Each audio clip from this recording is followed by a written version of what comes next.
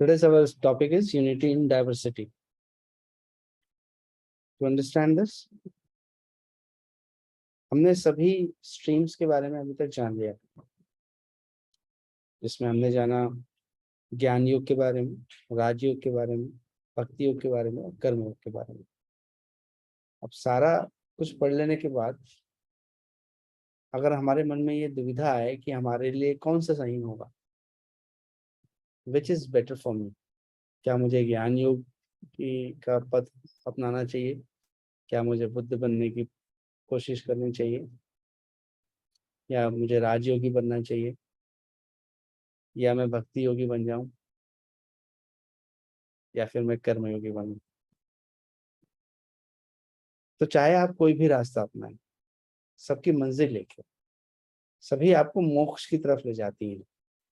क्योंकि सबकी मंजिल एक है, रास्ता अलग अलग हो सकता है, बट कुछ चीजें जो है उनकी सेम है। एक स्ट्रक्चरल ट्रांसफॉर्मेशन हर मार्ग में हो रहा है, मन में एक स्ट्रक्चरल ट्रांसफॉर्मेशन हो रहा है, उसके बाद ही आपके कार्य करने की क्षमता शक्ति बदल रही है।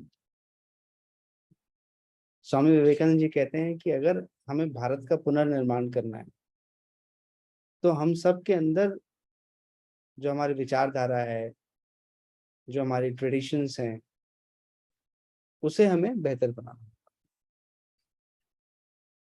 अगर हम अपनी विचारधाराओं को प्रबल बनाते जाएंगे तो उतना ही भारत सशक्त होता जाएगा। पर वक्त के गुजरने के साथ साथ हो ये रहा है कि हम अपने विचारधारा बनाए रखने के साथ साथ हम कहीं ना कहीं आधुनिक पाश्चात्य संस्कृति की तरफ झुके जा रहे हैं। जब हम फिलॉसफी की भाषा में बात करते हैं तो दो शब्दों का इस्तेमाल होता है, उन शब्दों के नाम है ईस्ट और वेस्ट। ईस्ट की फिलॉसफी और वेस्ट की फिलॉसफी, दोनों की फिलॉसफी अलग अलग है।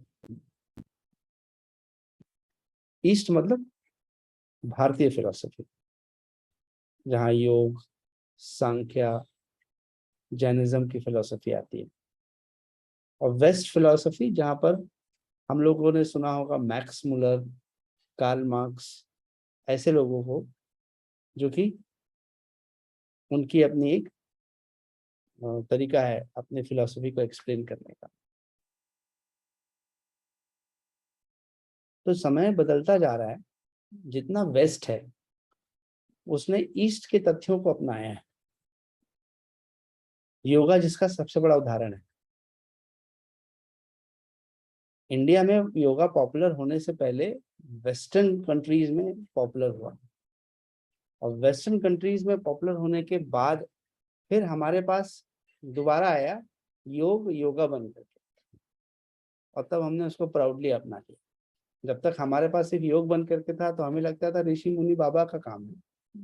विदेशों में इसका जब अभ्यास बढ़ता चला गया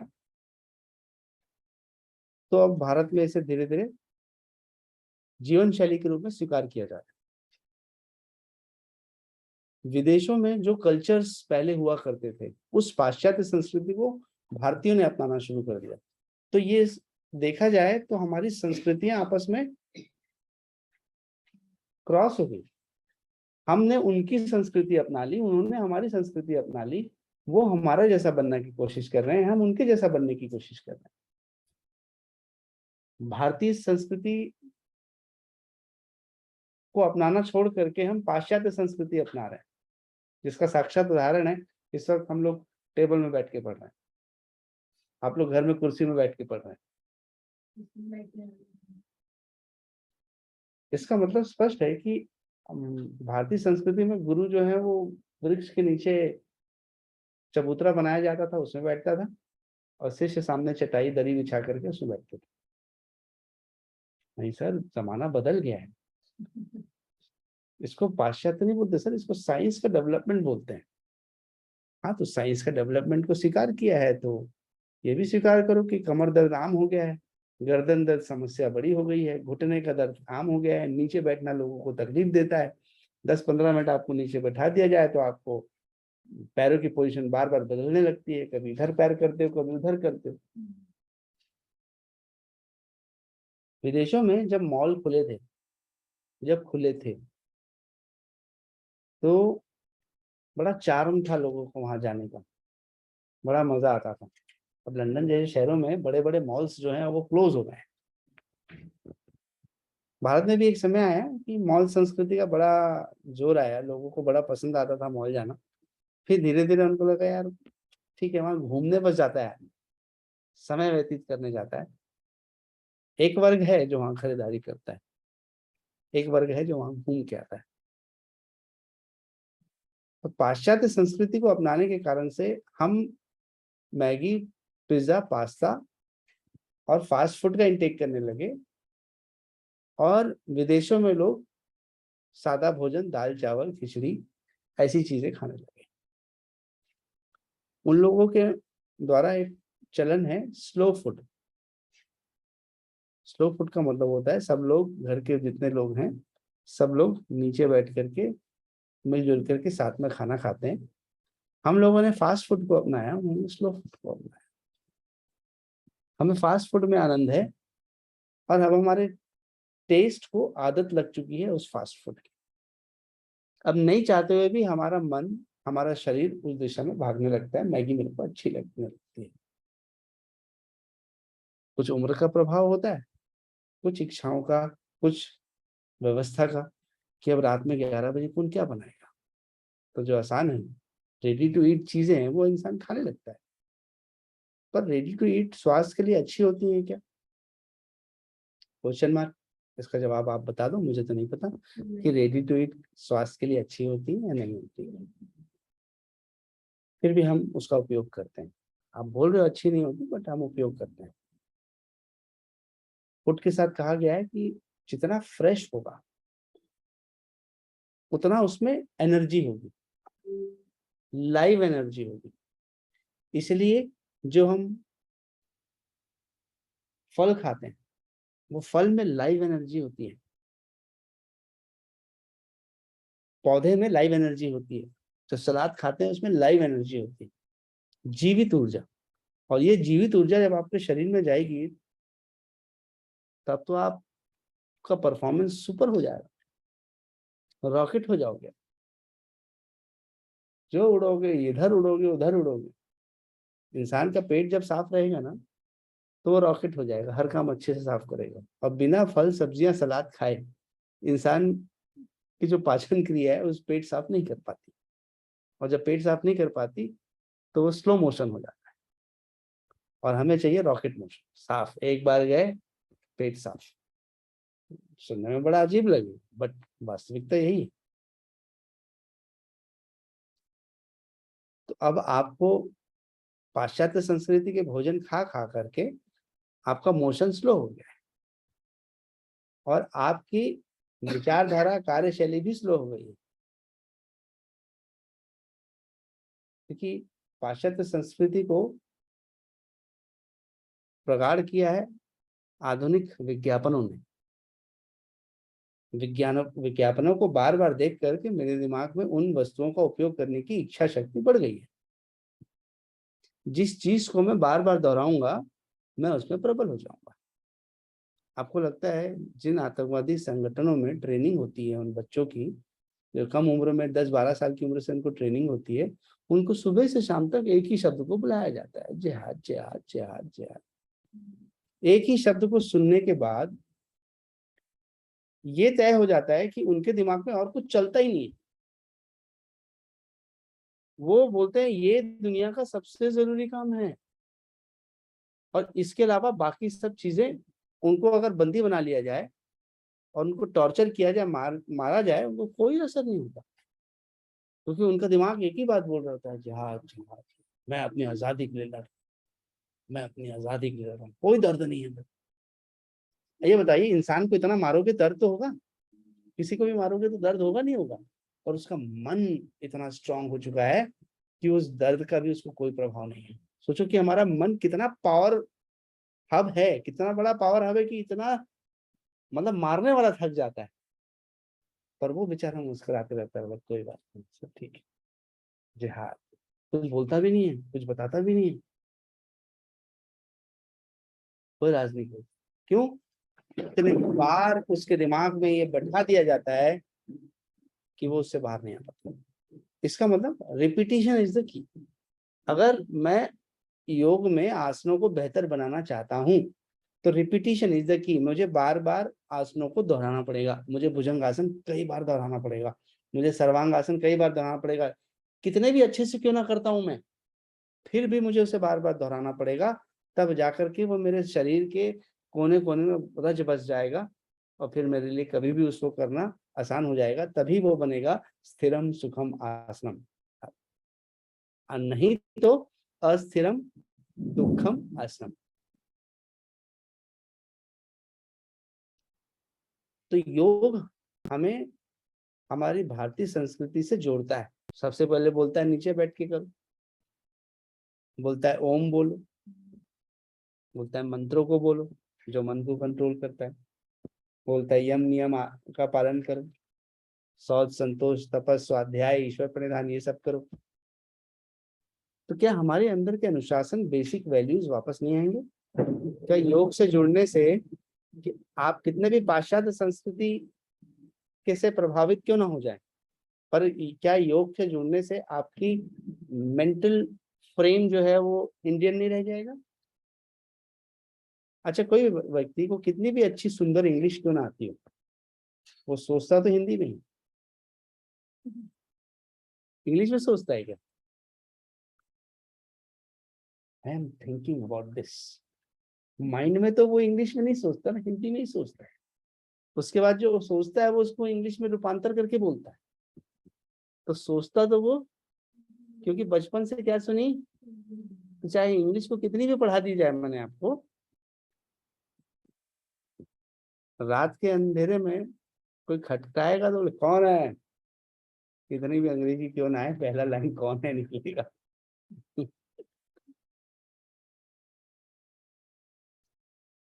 इसलिए हम लोग मानते हैं सनातन धर्म को।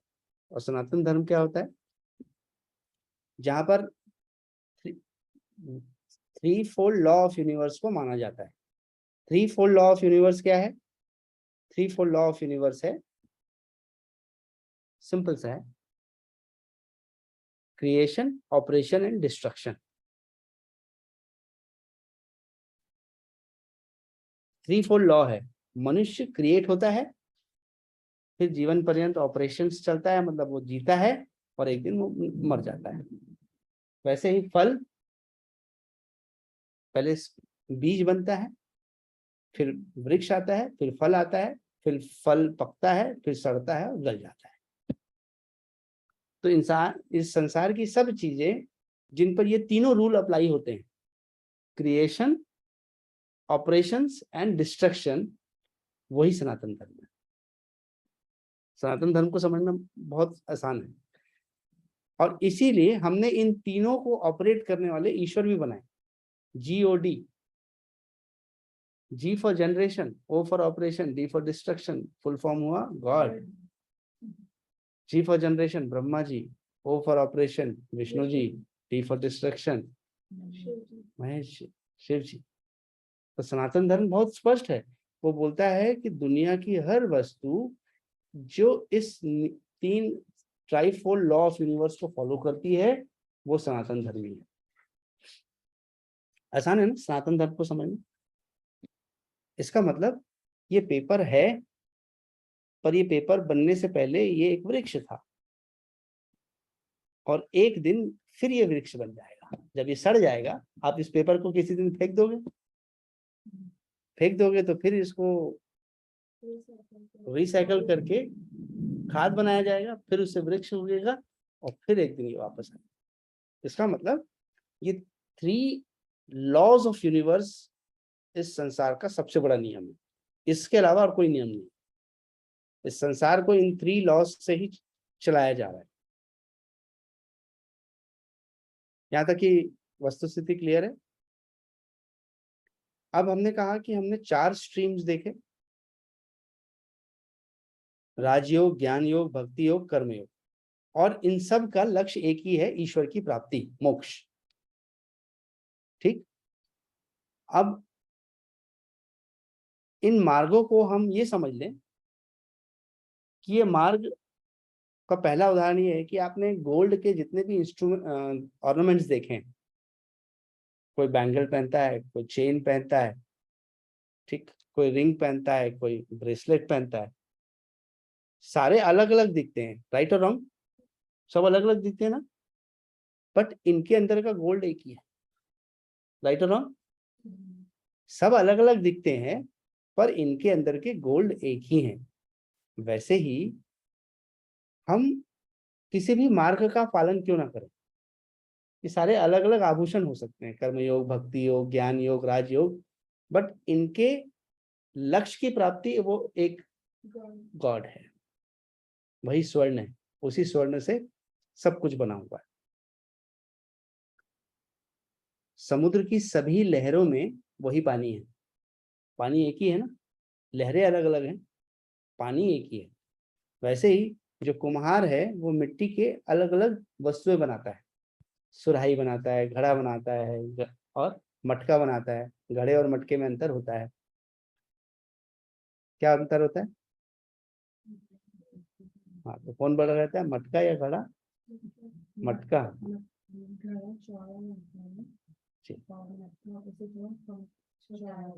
चल रहे मटके टमकटू, एक बुढ़िया उसमें समाई, मतलब वो बड़ा होगा।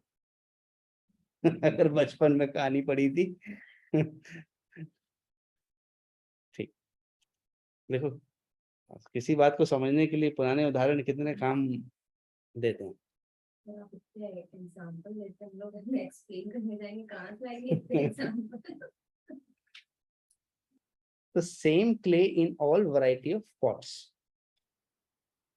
कोई ये घमंड करने लगे कि ये सुराही ज्यादा अच्छी है, कोई बोले मटका ज्यादा अच्छा है, कोई बोले ये जो प्लेट है, ये चीनी मिट्टी की बनी हुई प्लेट ये ज्यादा अच्छी है, तो ये तो बुद्धू जैसे बातें होंगी।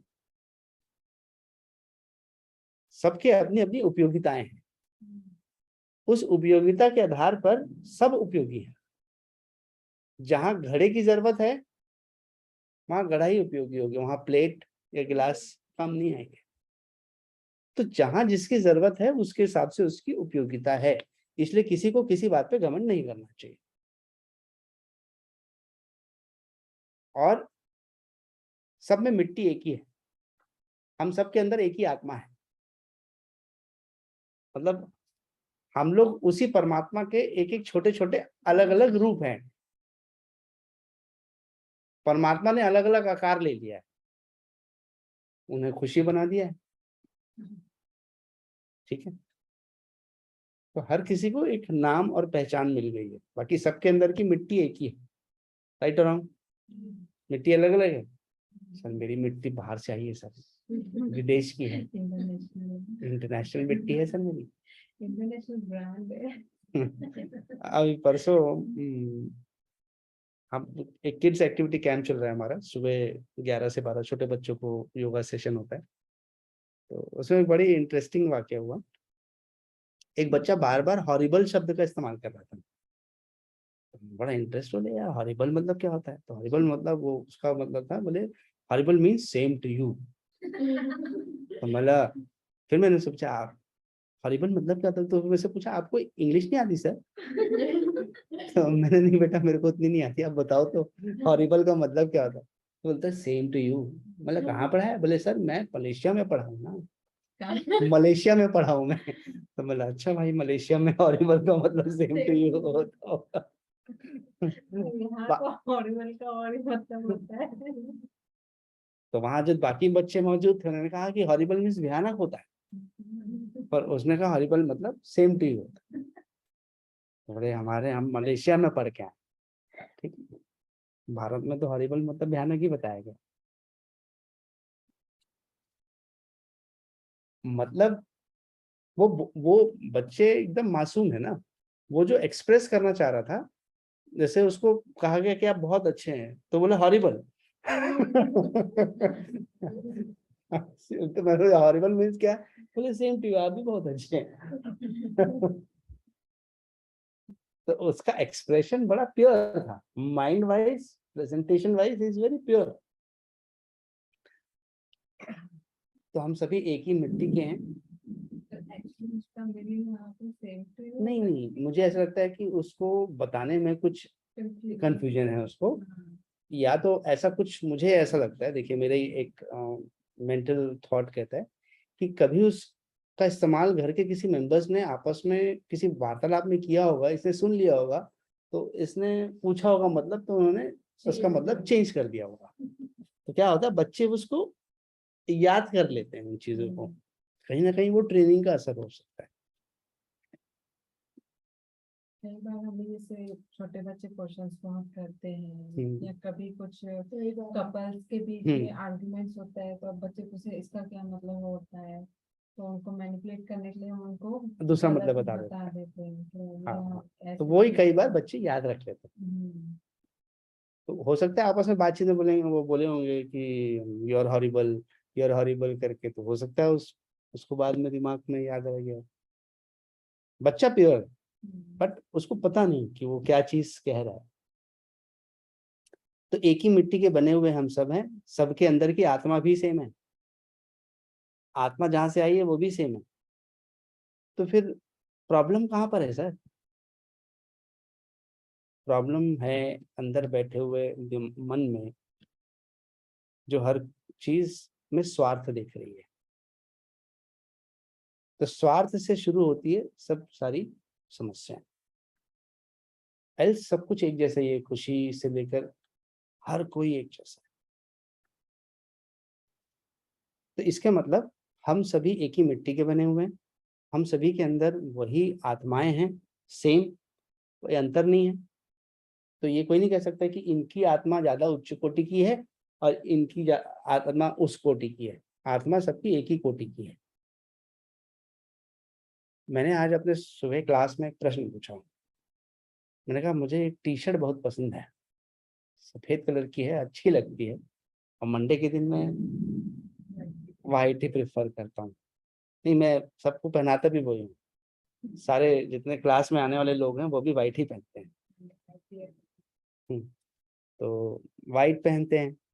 तो मैंने कि मैं जाते समय क्या अपना वाइट टी शर्ट ले जा पाऊंगा अपने साथ में? ऐसा मेरे मन में इच्छा हुई कि काश मैं अपना वाइट टी शर्ट साथ में ले जाता जब मैं ईश्वर के पास जाता। मैंने सवाल पूछा, मैं ले जा पाऊंगा क्या? तो सब लोगों ने जवाब दिया, सर कैसे ले जाओगे आप? तो सर आपको भी पता है कि आप नहीं ले जा सकते। तो बोले आप सोच के रहो। तो मैंने, क्या जाएगा मेरे साथ? तो एक महिला ने जवाब दिया, सर हमारे साथ तो कुछ भी नहीं जाएगा, पर हाँ, हमारा कर्म जरूर जाएगा। हमारा कर्म जरूर हमारे साथ जाएगा। मान लीजिए मैंने किसी को दुख देकर, तकलीफ देकर के, नुकसान पहुंचा के कुछ धन प्राप्त कर लिया, तो वो इसी दुनिया में छूट जाएगा, मेरे साथ नहीं जाएगा। पर जो उसको दुख और तकलीफ वाले देने वाला मैंने जो कर्म किया है, वो मेरे साथ जाएगा। तो मेरे साथ क्या जा रहा है? मेरे कर्म जा रहे हैं, और वही कर्म मैं अगले जन्म में भोग रहा हूँ। ऐसा भारतीय संस्कृति और कल्चर में कहा गया है। उस धोखे को देख करके जो मैंने प्राप्त किया वो मैं यहीं छोड़ के जा रहा हूँ। ये गलत काम करके जो मैंने प्राप्त किया वो मैं इसी जगह पे छोड़ के जा रहा हूँ। पर वो कर्म जो मैंने किया है वो मैं साथ में लेके जा रहा हूँ। तो अब मुझे क्या सुधारना पड़ेगा? जो मैं लेके जाऊंगा वो अच्छा रखूं, या जो मैं ले जा नहीं सकता उसको अच्छा बनाऊं? जो मैं ले जा सकता हूँ उसे मैं बेहतर बनाऊं। ना कि मैं इतने सारे टी शर्ट खरीदने की कोशिश करूं या 5-15 घर बनाने की कोशिश करूं जो मेरे साथ में नहीं जा सकता। उस 5-15 बनाने के लिए मैं 3-2-5 करूं, और 3-2-5 करके लोगों को तकलीफ दूं। क्या वो सही होगा? या मैं ऐसा कर्म करूं जिससे दुनिया में लोगों का भला होगा और मुझे भी आत्मिक संतुष्टि प्राप्त होगी? तो इधर एग्जांपल है कि धन के लिए क्यों देखते हैं? क्योंकि धन से ही तो माया है ना। तो तकलीफ अगर कोई किसी को धोखा दे जाए तो उसमें तो मेंटली वीक होता है, चाहे मेंटली होता है, पर हम जैसे शादी करके कहीं जाते हैं, दूसरे लोग एक्सेप्ट करते हैं तो टाइम लगता है। हम अपने हस्बैंड की मदद तो उतनी जल्दी एक्सेप्ट नहीं करते हैं, क्योंकि पता है वो हमारी सांस है। तो कहीं ना कहीं उनकी केयर नहीं करना, उनकी कई बार डिसरेस्पेक्ट भी लोग कर लेते हैं, यस, तो ये भी तो एक तरह का कर्म ही हाँ तो कर्म है ना। पर देखिए, कर्म के लिए कहा गया है कि कर्म 3 ही कारणों से होते हैं। 3 ही बातें झगड़े का कारण बनती हैं। पहला, पैसा, ठीक है। दूसरा, आसक्ति फीमेल की तरफ या किसी भी, और तीसरा जमीन। दुनिया, इस संसार में लड़ाई के 3 ही कारण बने। जो आपसी युद्ध होता है वो इन्हीं बातों पे होता है। आप बोलेंगे माँ और बहू में क्यों युद्ध होता है? अगर इस कारण को अगर आप समझ लिए तो आपका जीवन आसान हो जाएगा। मैं अभी आपको उसका अगर छोटा सा एक्सप्लेनेशन बता दूं कि ये बहू और सास वाला ये लड़ाई झगड़ा क्यों हो रहा है। अगर आपने उसका रीजन जान लिया तो आप जीवन पर्यंत कभी लड़ोगे नहीं। जानना चाहोगे? सर मैं भी बहू बनूंगी, मैं भी सास बनूंगी, सर बताओ सर आप मुझे। लाइक हमारा एक्सपीरियंस रहा है कोई साल का, हम्म, नेक्स्ट टाइम शायद हमने भी कुछ कुछ चीजें हमसे भी हुई है, सामने वाले से भी हुई है, हम्म। तो वही चीजें माइंड में। आपको मैं बताता हूँ, आप समझने की कोशिश करो कि सास और बहू में उतना उतार चढ़ाव क्यों आता है। अगर आप मूल समझोगे तो आसान हो जाएगा। एग्जैक्टली। अभी एक माँ जो होती है वो अपने बच्चे का पालन पोषण करती है, ठीक है। उस बच्चे के लिए वो कई रातें सोती नहीं है, रात रात भर जागती है, उसका ध्यान रखती है, उसकी हर चीज का केयर वो करती है। यहाँ तक वो अपने हस्बैंड तक को नेग्लेक्ट करती है, अपने बेटे या बेटी को बेहतर रूप जीवन देने के लिए, बच्चे के लिए। उस बेटे से और बेटी से उसको बहुत लगाव होता है। अब बेटी तो क्या होती है, दूसरे घर चले जाती है शादी करके। ये चीज माइंडसेट होता है। ये माइंडसेट रहता है। और बेटा जो है वो वहीं रह जाता है। अब बेटा जब तक शादी नहीं हो जाती, माँ ही हर चीज कर रही होती है, उसके घर के उसके अंडरगारमेंट्स भी माँ ही जमा रही होती है, क्योंकि वो जब तक बड़ा नहीं हो जाता। तो उसको हर बेटे की छोटी से छोटी चीज से अटैचमेंट रहता है। उसके बाद जब वो बहू आती है तो धीरे धीरे धीरे वो सारी चीजें उसकी वाइफ करने लगती है। तो माँ का रोल हो जाता है कम। और माँ इस, हाँ, वर्चस्व की लड़ाई, इनसिक्योरिटी भी है, वर्चस्व की लड़ाई है।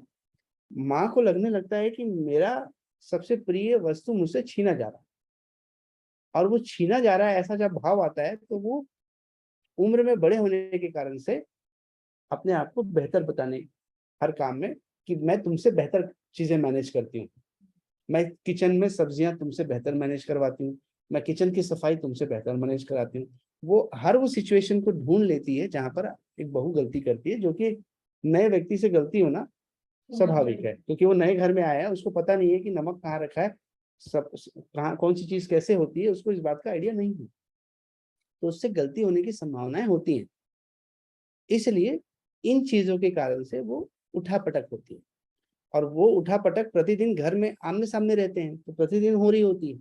तो धीरे धीरे ये एक कोल्ड वॉर के रूप में दिमाग में चलने लगता है। और ये कोल्ड वॉर फिर धीरे से जो माँ है वो अपने हस्बैंड को बताती है, और जो पत्नी है वो अपने हस्बैंड को बताती है। अगर यहाँ पर अब रोल आता है उस बेटे का कि वो उसने समझदारी से उस स्थिति को हैंडल किया, ये नहीं किया। अगर वो माँ की तरफ झुक गया तो भी लड़ाई होगी, और वो अगर अपने पत्नी की तरफ झुक गया तो भी लड़ाई होने वाली है। तो यहाँ इस पूरी सिचुएशन में जो पूरा रोल आता है, वो पूरा रोल आता है उस बच्चे का, जो कैसे उस सिचुएशन को मैनेज करता है। और प्रैक्टिकली ये होना चाहिए कि बच्चे को जब भी माँ और उनकी बहू के बीच कोई भी मिसअंडरस्टैंडिंग की सिचुएशन होती हो, उस वक्त उस बच्चे को इंटरफियर करने की बजाय उन दोनों पर उसे सॉल्यूशन करने का भार छोड़ देना चाहिए। उसको खुद को उन चीजों में पार्टिसिपेट नहीं करना चाहिए, क्योंकि वो उसमें कुछ कर नहीं पाएगा। तो जब वो ऐसा कर लेगा तो माँ को भी लगेगा कि नहीं ये मेरी तरफ भी नहीं है, और पत्नी को भी लगेगा नहीं ये मैटर तो हम ही लोगों को सॉल्व करना है, ये तो हम दोनों के बीच का मैटर बन गया है।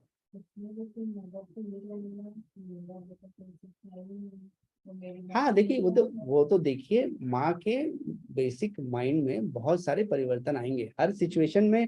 परिवर्तन आएंगे, बट धीरे धीरे उसको ये समझ में आ जाएगा कि बेटा अगर अपना प्यार पूर्ण देता है, माँ का पूरा ध्यान रखता है छोटी से छोटी चीज में, तो माँ के मन में धीरे धीरे ये चीज नहीं आता है। ये जीवन लाइफ साइकिल इसलिए है कि बचपन में आपकी माँ आपको खाना खिलाती थी, जब वो बूढ़ी हो जाएगी और खा नहीं पाएगी और बिस्तर पे आ जाएगी तो आपको उसको खाना खिलाएगी।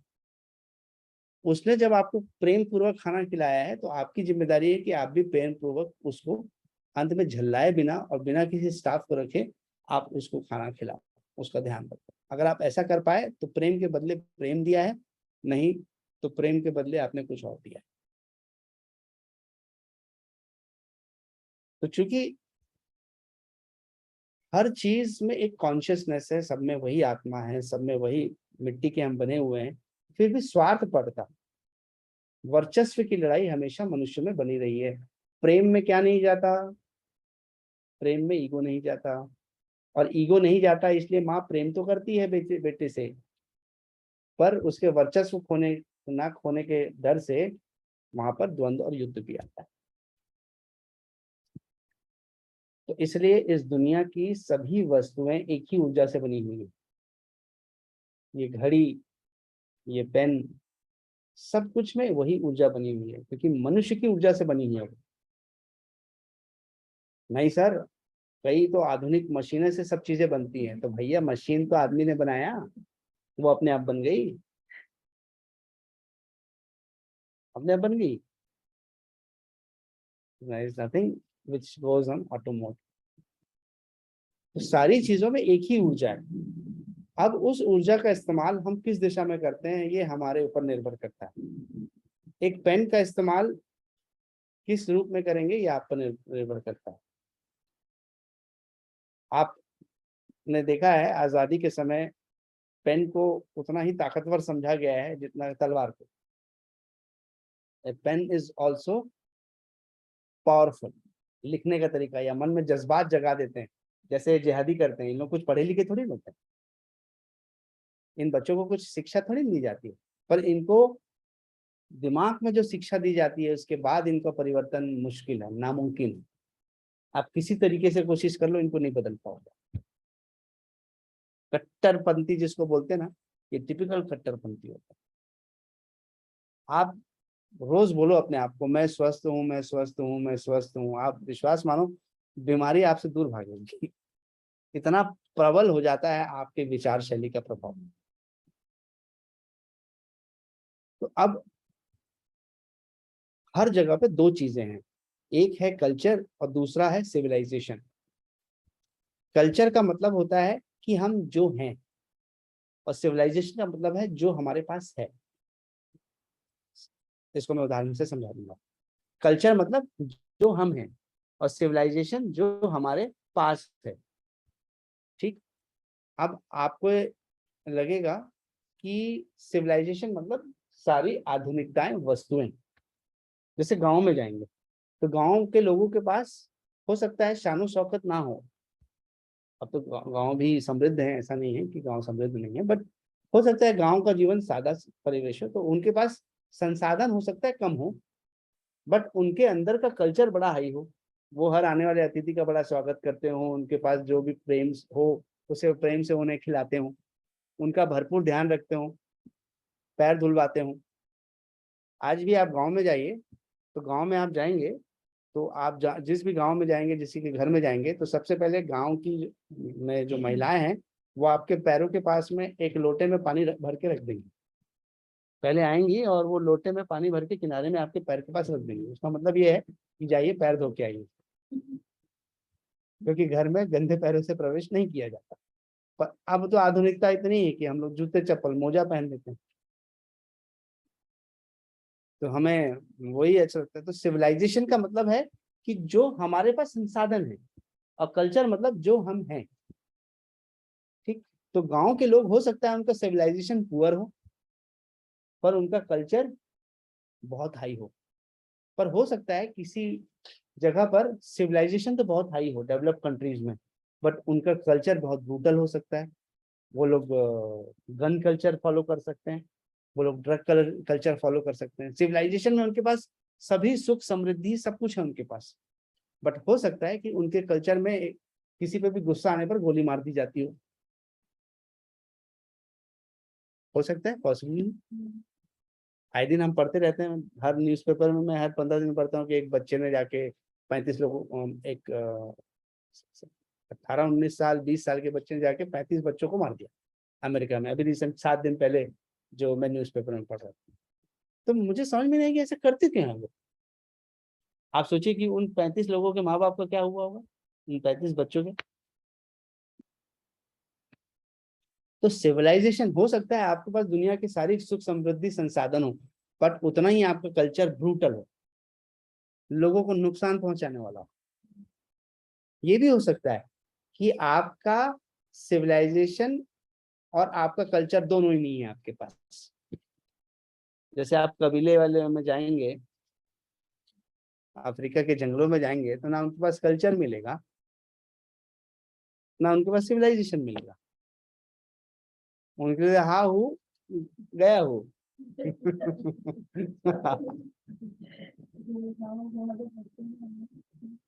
या फिर सिविलाइजेशन बहुत नीचे हो सकता है और कल्चर बहुत हाई हो सकता है। सब पॉसिबिलिटीज हैं इस जीवन में। तो भारत शुरू से वो देश रहा जहां कल्चर बहुत हाई है। आज भी आप अपने बड़ों का पैर छूते हैं, हो सकता है पैर नहीं छूते हैं, घुटना छूते हैं आजकल, तो पहले पैर छूते थे, आजकल ऊपर आते आते घुटना छू रहे हैं, हो सकता है आने वाले दिनों में माथे को छूने लगे। किसी को आशीर्वाद देना है तो पैर छूने की बजाय एक दूसरे का माथा टच करके कर रहे हैं, हेलो सर। आप पता नहीं दे रहे हो कि ले रहे हो, ये तो मुझे नहीं पता, बट ऐसा मत हो जाए आने वाले समय में। कल्चर बदल रहे हैं सर। आज भी शादियों में हल्दी लगाई जाती है, बाजार में कितने भी मार्केट में कितनी अच्छी अच्छी क्रीमें आ गई हैं, बॉडी स्क्रब्स आ गए हैं, और बॉडी पॉलिश, बॉडी ऐसा कई ब्यूटी पार्लर सेल करती हैं, फिर भी आप लोग हल्दी लगाते हो। क्यों लगाते हो? मत लगाओ। Culture, yes its culture. पहले के लोग शादियां म्यूचुअल में करते थे। कैसे म्यूचुअल होती थी? नहीं, क्या होता था, जो भी आता था सब लोग मिल के करते थे। कैसे करते थे? खुशी आएगी तो खुशी, नहीं नहीं वो तो तलेगी। इस मौसम में तो करना ही पड़ेगा उसको। ये कल्चर है ना। देखिए पहले क्या होता था, हर व्यक्ति कुछ कुछ लेके आता था, कोई ड्रेसिंग टेबल लेके आता था, कोई गिलास ला के देता था, कोई और बर्तन ला के देता था। तो हर कोई अलग अलग चीज ला करके देता था, कोई बेड दान देता था। तो शादियां कैसे होती थी? मिलजुल के प्रयास से होती थी, किसी पर लोड नहीं होता। नहीं नहीं, दहेज मतलब उस बच्ची के साथ जो जो चीजें जाएंगी, तो उसका जो अरेंजमेंट होता था वो सब लोग मिल करके देते थे। आजकल तो लोग पैसे देते हैं, पर पहले क्या होता था, वो लोग सामान ला के देते थे।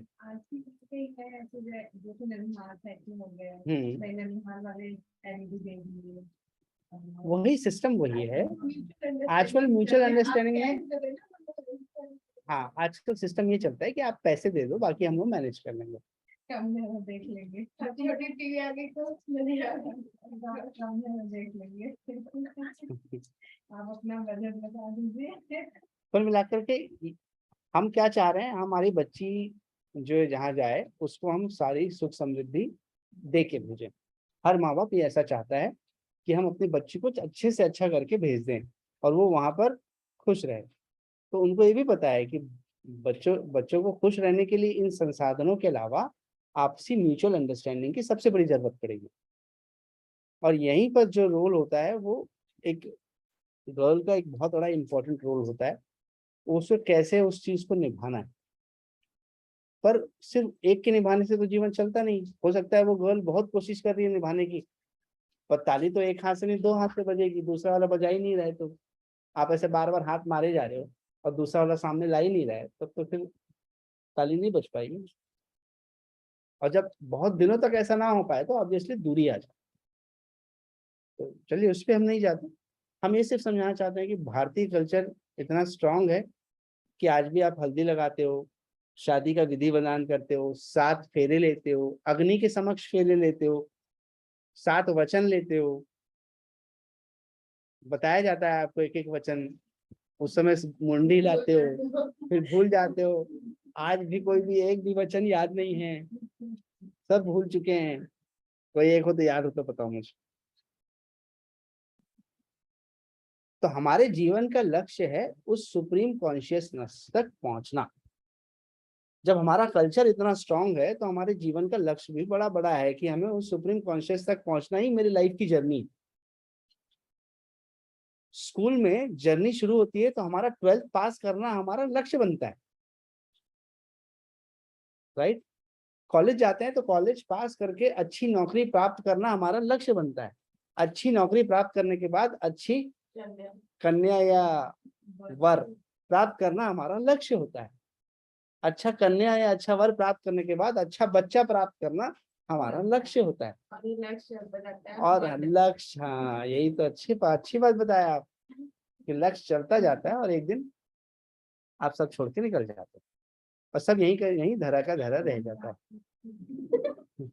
हम सोचते हैं हम लक्ष्य प्राप्त कर रहे हैं, बल्कि लक्ष्य हमें प्राप्त करके निकल लेता है।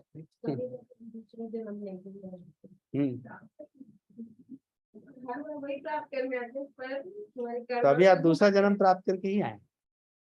नहीं सर, मैं 84 फर्स्ट।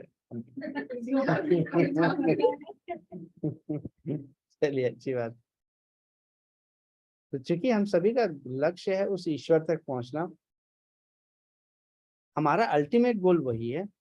अब रास्ते में भटक जाएं तो बात अलग है, रास्ते में बाकी चीजों को महत्वपूर्ण बना लें तो बात अलग है। मैंने उदाहरण दिया था पहले भी कि दिल्ली जाना है तो कार से भी जा सकते हैं, ट्रेन से भी जा सकते हैं, फ्लाइट में भी जा सकते हैं। मेरा दिल्ली पहुंचना इंपॉर्टेंट है, ना कि मेरे पास किस संसाधन का, मैं कौन सी कार में जा रहा हूँ या कौन सी फ्लाइट में जा रहा हूँ या कौन सी बस में जा रहा हूँ। इससे ज्यादा जरूरी है मेरा दिल्ली पहुंचना और समय से पहुंचना। बट अगर मैं रास्ते में ये तीनों लोग मिल करके लड़ने लगे, खुशी बोले फ्लाइट अच्छी है, आप बोले ट्रेन अच्छी है, आप बोले बस अच्छी है, आप बोले कार अच्छी है, तो फिर तो वहीं पर युद्ध हो जाएगा, एक दूसरे को शुरू हो जाएंगे। मैं बता रही हूँ ना ये अच्छा है, आप बोले मैं बता रही हूँ ना ये अच्छा है। मुझे ज्यादा पता है कि आपको ज्यादा पता है, मेरी उम्र ज्यादा है कि आपकी उम्र ज्यादा है। अरे सर इसमें उम्र से क्या मतलब है। पर जब बहस होती है इंसान की तो वो अपने अनुभव और अपनी उम्र का बहुत बड़ा तकाजा देता है कि मैं ज्यादा जानता हूँ। ऐसा कुछ भी नहीं है।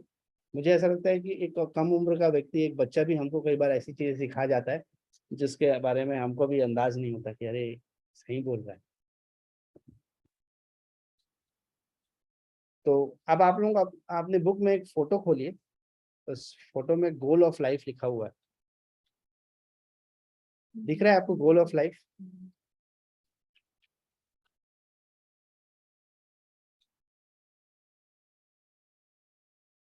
पेज नंबर 87 पे खोलिए। जो ऑनलाइन है उन्हें कुछ खोलने की जरूरत नहीं है, उनको ऑलरेडी दिख रहा है स्क्रीन पर। 87 में देखिए कि मनुष्य पहले जानवर था, 4 पैर पे हाथ पे चलता था, फिर धीरे धीरे वो खड़ा हुआ, फिर वो एग्रीकल्चर करने लगा और फिर एक दिन उसने कंप्यूटर को थाम लिया और फिर उसका शरीर झुकता चला गया और फिर वो डाउन हो गया। तो पता चला कि वो जिस जानवर की स्थिति से उठ करके वो खड़ा हुआ था वो वापस वहीं पहुंच गया। पर फिर आया योगा और फिर देखो वो सीधा हो गया, फिर वो खड़ा हो गया, फिर वो ध्यान करने लगा और एक फ्लेक्सिबल बॉडी के साथ एक इम्प्रेसिव पर्सनालिटी बन करके वापस आ गया। तो इस गोल ऑफ लाइफ में योगा का रोल ये है कि हम सभी आधुनिक जीवन को पालन करते हुए उसी डिप्रेशन की ओर जा रहे हैं जहां हम जाना नहीं चाहते, जहां से हमारे जीवन की शुरुआत हुई थी। पर सेवियर बन कर आता है योग, जिसको अपनाने से वो व्यक्ति जो ध्यान में बैठा हुआ उसको देख के कितना अच्छा लग रहा है, आहा। और जो वृक्षासन में है उसको देख के तो ऐसा लग रहा है कि साक्षात मैं ही खड़ा, मैं मतलब मैं स्वयं मैं।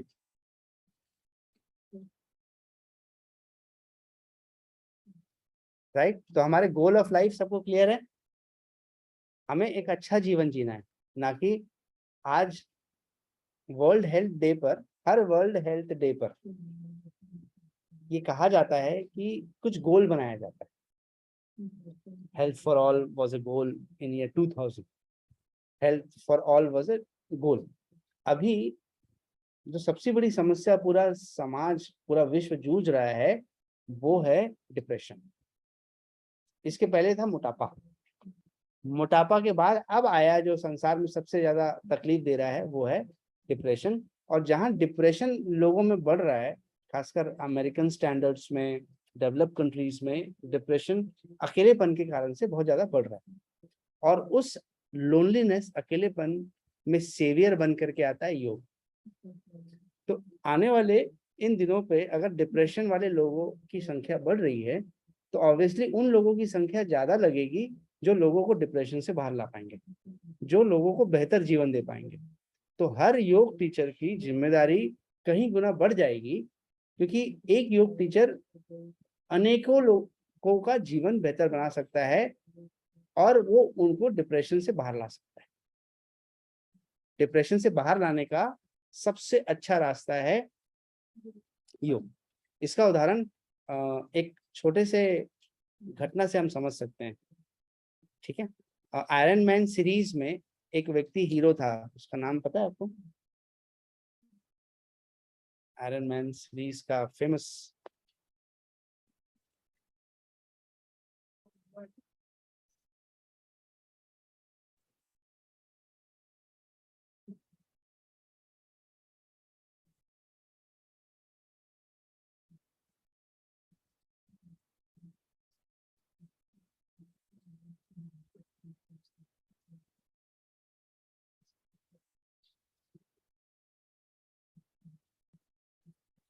रॉबर्ट ड्राउनी है, ऐसा कुछ नाम है उनका, रॉबर्ट ड्राउनी है, यस। तो रॉबर्ट ड्राउनी के बारे में बताया जाता है कि he was a very big drug addict, और because of being a drug addict, ये चीज आपको गूगल पे मिल जाएगी, because of being drug addict he was convicted and he was sent to jail, but he was badly addicted to drugs and he was into severe depression, because drugs क्या होता है, primary stimulant होती है, secondary depressants होती हैं। तो बाद में, शुरुआत में आपको बड़ा अच्छा फील होगा, पर बाद में वही डिप्रेशन के रूप में फील होता है। तो जब उसको बाहर लाया गया तो he was into very bad phase of life, then comes the yoga as saviour in his life. और रॉबर्ट ड्राउनी की वाइफ जो योगा की तरफ इंक्लाइन थी, उन्होंने उनको योगा के कारण से और अच्छी लाइफस्टाइल टेक्निक्स दे करके उनको उस कंडीशन से बाहर ला करके फिर वापस एक सक्सेसफुल हीरो बनने में मदद की। क्योंकि एक एडिक्शन, ड्रग एडिक्शन को छोड़ना दुनिया का सबसे मुश्किल काम है। What came as savior for him? And he is very famous personality, right? तो आपसे ये कहना चाह रहा हूँ कि हम लोगों की रिस्पॉन्सिबिलिटी बहुत ज्यादा, उनकी वाइफ योगा के प्रति इंक्लाइन थी तो आज उनकी जीवन बदल गया, नहीं तो he would have been in lifelong. पहले जो वो ड्रग्स लेता था वो नार्कोटिक ड्रग्स ले यूज कर रहा था, हो सकता है उसको छुड़वाने के लिए उसको साइकोट्रोपिक ड्रग्स की जरूरत पड़ती, पर वो किसी ना किसी तरह से ड्रग्स पर डिपेंडेंसी उसकी बनी रहती, और ड्रग्स पर डिपेंडेंसी बनी रहती तो उसका लाइफ कैसा होता है आप इमेजिन कर सकते हो। उस सिचुएशन से बाहर लाने के लिए योगा एज ए सेवियर काम करता है। आप ना जाने कितने लोगों का जीवन बेहतर बनाने वाले हो, ये तो मुझे नहीं पता, बट आप बहुत लोगों का जीवन बेहतर बनाने वाले हो योग के माध्यम से, खुद का भी और दूसरों का भी। तो इसलिए हम लोग चाहे किसी भी पाथ को फॉलो करें, ज्ञान योग, भक्ति योग, योग, राज योग, कर्म योग, सब में एक ही पर्पस है, move from selfishness to selflessness. खुद के बारे में सोचने की बजाय दूसरों के बारे में सोचना शुरू करें। सभी पाथ ऑफ योगा में ये एक कॉमन कंसेप्ट है। जब हम ऐसा करेंगे तो हमारे सारे जो बॉन्डेजेस हैं, जो फिजिकल लेवल पर हैं, इमोशनल लेवल पे हैं, मेंटल लेवल पे हैं, इंटेलेक्चुअल लेवल पर हैं, वो सारे हम उससे मुक्त होते जाएंगे जब हम अपने लिए नहीं दूसरों के लिए सोचना शुरू कर देंगे। इसलिए ऐसा करने से हमारे अंदर वो शक्तियां आएंगी जिससे हम अपने अपने इनर कर्म उनको खत्म कर पाएंगे, आगामी कर्म जो हम करने वाले हैं उन कर्मों के प्रभाव को भी खत्म कर पाएंगे, जो संचित कर्म है, जो पिछले जन्म के कर्म है, उनको भी खत्म कर पाएंगे, जो प्रारब्ध बहुत सालों से जो कैरी करके चल रहे हैं उनको भी खत्म कर पाएंगे। और जब हम सभी कर्मों को समाप्त कर पाएंगे तब हमें मुक्ति मिल जाएगी 6 वायलेंट इमोशन से, काम, क्रोध, लोभ, मोह, मद, मात्सर्य से। और जब धीरे धीरे धीरे ये सारी लेयर्स थिन होती जाएंगी इन नेगेटिव इमोशंस की, तब हम लोग अपने साधना के हाईएस्ट स्टेज में पहुंचेंगे। और उस स्टेज में पहुंचने के बाद हमें ईश्वर के अलावा कुछ अच्छा नहीं लगेगा, ऐसा यूनिटी इन डाइवर्सिटी का सिद्धांत कह रहा है। इस मनुष्य का जो वेदांतिक समाज जो है वेदांत का फिलॉसफी को फॉलो करता है, वेदांतिक होलिस्टिक सिस्टम को फॉलो करता है, जिसमें 4 चीजें कही गई हैं, धर्म, अर्थ, काम, मोक्ष। एक संस्कृत में कहावत की गई है, धर्म, अर्थ, काम, मोक्षानाम आरोग्यम मूल उत्तमम।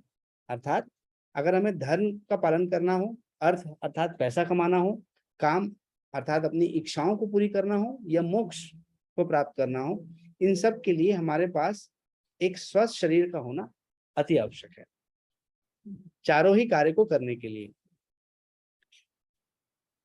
तो उन्होंने उदाहरण दिया कि जो रोमन और ग्रीक एम्पायर्स थे उन्होंने हमेशा फोकस किया काम और अर्थ पर, उनका फोकस था काम और पैसे पर, ठीक।